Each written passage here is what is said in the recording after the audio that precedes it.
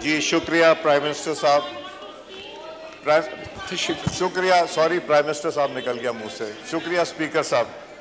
Speaker साहब, थोड़ा सा इसके बैकग्राउंड में ये फैसला तो आप कर ही देंगे कि इसको कब टेकअप करना है। इसका बैकग्राउंड ये है कि सेनेट में एक ताज हैदर साहब की कमेटी बनी थी जिसने इसके ऊपर काफ़ी एक्सटेंसिव काम किया था, और उसके अलावा एक आपने बनाई थी जिसने इसके ऊपर एक्सटेंसिव काम किया, और आपने और चेयरमैन सेनेट साहब ने मिल के पार्लियामेंट्री लीडर्स से ये मेंबरान के नाम लिए, जिसके बाद ये आपने जॉइंट कमेटी कॉन्स्टिट्यूट की। उसमें हमारी 5 मीटिंग्स हुई।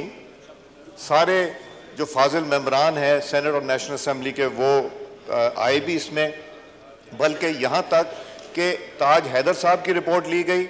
इलेक्शन कमीशन के जो इश्यूज़ थे, जिस तरह फाटा के इश्यूज़ थे, जो नेशनल असेंबली में मेंबरान थे, मेरा ख्याल है इन्होंने हमारे 1-2 मेंबरान हैं यहाँ से, उन्होंने भी अमेंडमेंट्स दी हुई थी। और फिर इस कमेटी ने बैठ के, बल्कि जमात इस्लामी के लियाकत बलोच साहब हमारे फॉर्मर कोलीग हैं, उन्होंने भी कुछ अमेंडमेंट्स भेजी जिसको इनमें देखा गया और इनकॉर्पोरेट किया गया।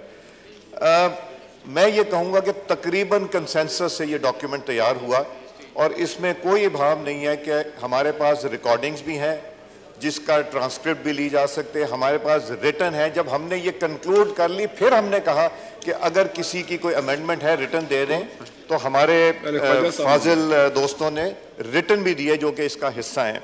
तो इसलिए ये जो है, जो अमेंडमेंट्स आई हैं, ये रिपोर्ट आपके ऑफिस में जमा करा दी गई, मगर चूंकि अमेंडमेंट्स ऑलरेडी गवर्नमेंट प्रपोज कर रही थी जो कि कोइंसाइड कर रही थी इलेक्शन कमीशन के साथ, सेनेट की, नेशनल असेंबली के मेंबरान के और इस कमेटी की रिकमेंडेशन से, तो ये यहाँ आई।